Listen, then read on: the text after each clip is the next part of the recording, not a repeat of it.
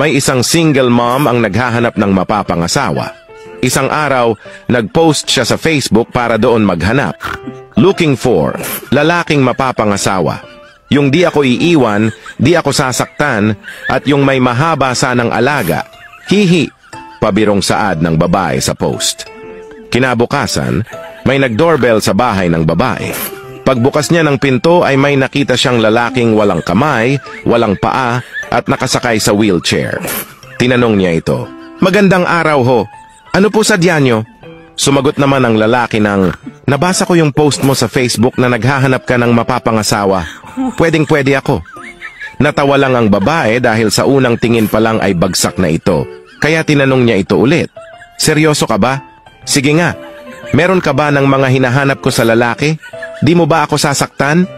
Sumagot naman ang lalaki ng, "Kita mo naman, wala akong mga kamay, kaya di kita masasaktan.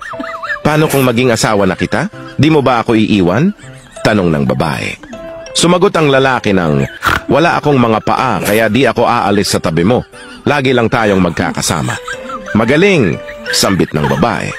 Mahabang ano? Meron ka bang mahabang alaga dyan?" Tanong ng babae.